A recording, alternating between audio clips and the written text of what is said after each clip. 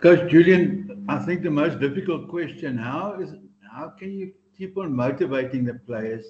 I know you've still got a mathematical chance of making the playoffs, but how difficult is it to motivate the players after a loss like Saturday?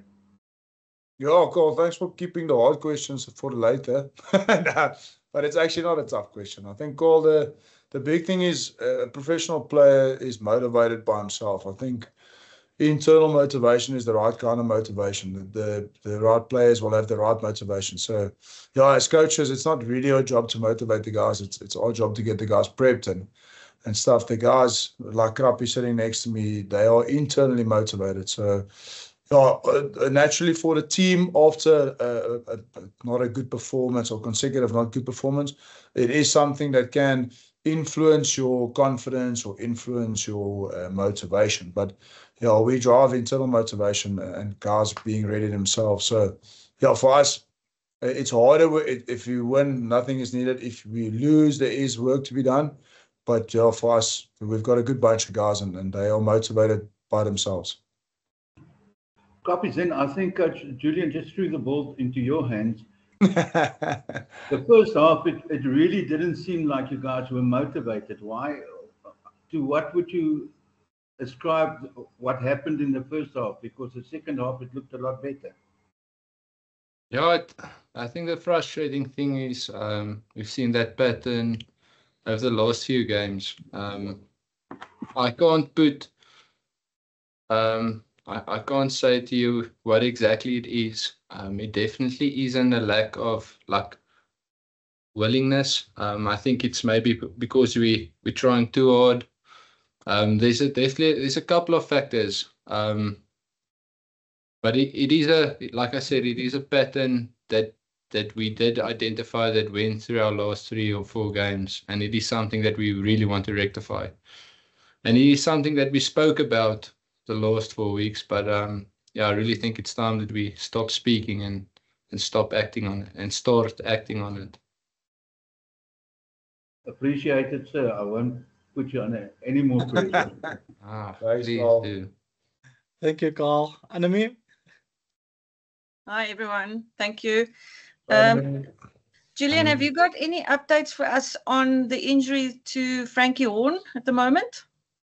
Yeah, we're not quite sure what the extent is of his injury as of yet, but we know he's not available for this weekend. So, yeah, him as our captain, he is a loss for us, but the guy stepping up now is getting opportunity, and we're excited to see them go now.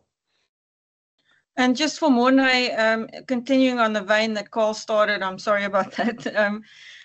You know, you would always expect a team to kind of peak at this time of the season. And it seemed like in your last 4 games, obviously, you've just deteriorated in form. And it almost looked on Saturday like everyone was trying too hard. And when you try too hard, you also make a lot of mistakes. Yeah, yes. I think in the beginning of or in the middle of the tournament, we would have thought we'd peak in the last 4 games as well. But that is the situation that's in front of us at the moment. We didn't play well enough, good enough. And yeah, that's something we have to fix in the present moment. So we didn't peak, but that doesn't say that our best rugby isn't ahead of us. I fully believe in the guys and the players that's going to play and the boys and the coaches and everybody's buying in that whatever is going to happen this weekend, we're going to give out everything to be the best in that moment that we can be. So yeah, trying too hard was maybe definitely one of the faults. I can put my hand up 100% from my side that could have been a problem that I had the weekend. But yeah, I think we all are buying in to get that cohesion this weekend, to play as a team, and to really put our foot forward to end off the season on a big high. Thank you and good luck for this weekend. Thanks, Annemie. Thanks, Annemie. Sarel? I would just like to find out, have you got a sports psychologist, kop doctor? Ja, ons het al in die verlede gehad, Sarel, ons het al ou gehad met ons ook gewerk het hierdie jaar wat ook baie goed is. Ja, so ons het nie 'n permanente ou nie as dit jou vraag is, Sarel, maar ons het ouens wat ad hoc inkom en met ons boodskappe kom deel of goed met ons adres. Okay. Thanks, Sarel. Thank you, Sarel. Ati? Thanks, man. Coach, sorry, can I ask if you can please translate the response to Sorry Sarel's about question? that. Yeah. I didn't think please about translate. that. But yeah, what I said is we used to have guys in the past, and also during this season even, we did have a guy coming in to talk to us, yeah, which was helpful, but we don't have a permanent guy, if that was Saul's question. Yeah. That's Coach, correct. Coach, just looking at what Cash said on the weekend after the game, obviously not pleased and a bit confident that you guys still have the chance to make it to the playoffs. But then generally from your view, I'm looking at the chances of going to the playoffs and how much pressure the coaching staff is under, considering that you guys have come close to making it the playoffs last season. And this year, you had this home stretch of 4 games. I mean, how much pressure is the coaching staff under in terms of reaching those playoffs? Yeah, we've spoken a lot about pressure in the last couple of days or the last couple of weeks actually, because there's different ways to look at pressure. Pressure can numb you, pressure can make you be within yourself, or pressure can be seen as a privilege, or like you see the Springboks do is they see pressure as there's a lot of South Africans are really struggling out there, and that's pressure. So we playing rugby, us being coaches of a game that we love, working with gentlemen that we really care for. Yeah, you can see it as pressure if you only look at results and you only look at, and it is necessary. This game is not played to be nice, or it's played to be won. It's played to get into playoffs. So that's why Coach Cash would say we're not happy with our performance. We're not happy with the way we're playing.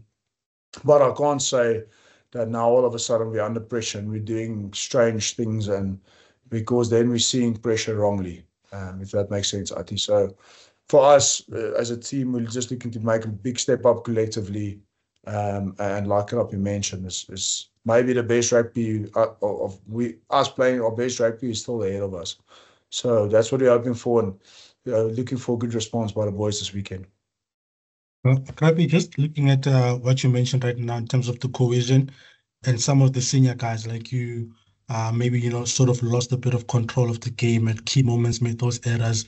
What do you sort of, have you guys had that chat, as the senior group speaking to the rest of the guys, in terms of, listen, looking at those mistakes and how you go about being better in the upcoming weekend, which is a very crucial game?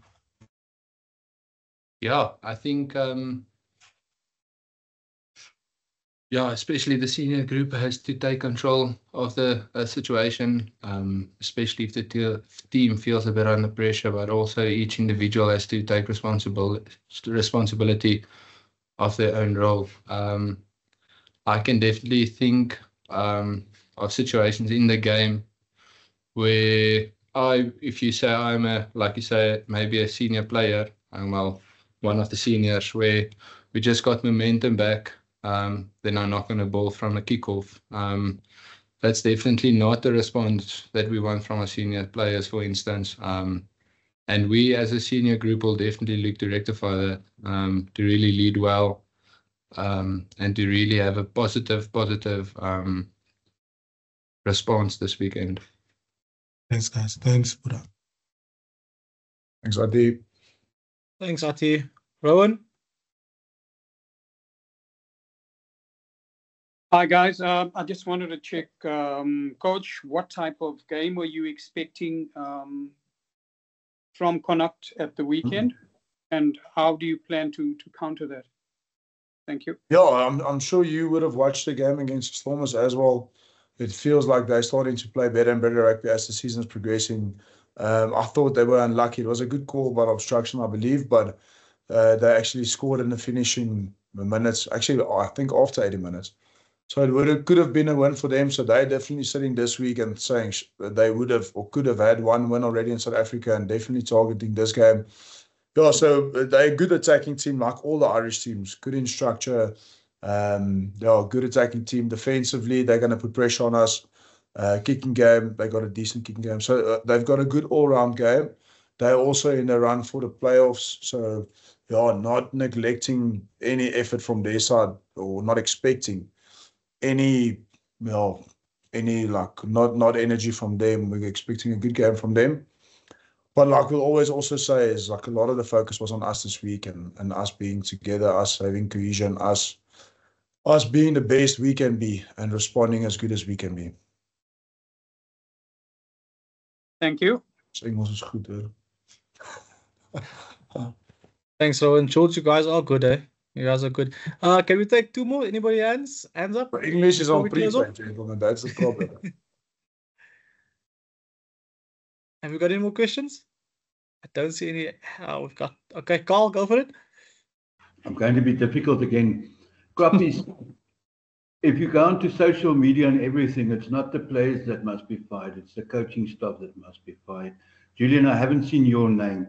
How do you guys as players respond to demands from your spectators and your supporters and everything claiming the heads of the coaches?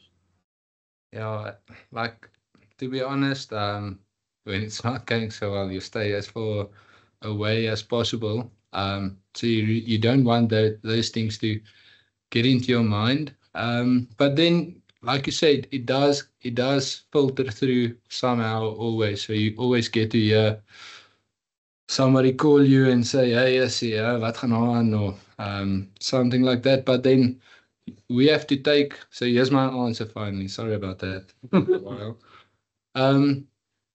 We know what's going on in the camp. We know the type of men that are leading us. We know who Cash is, what he stands for, and I'm willing to fight for that. I'm willing to fight for each and every single coach, each and every single player. And the beautiful thing is they willing to fight for us. So there's always going to be noise, and at this stage it's loud. But inside here, in the union, we're tight, we're strong, and we're willing to fight for each other. And I think that's the most important part of it. Great stuff. Appreciate it.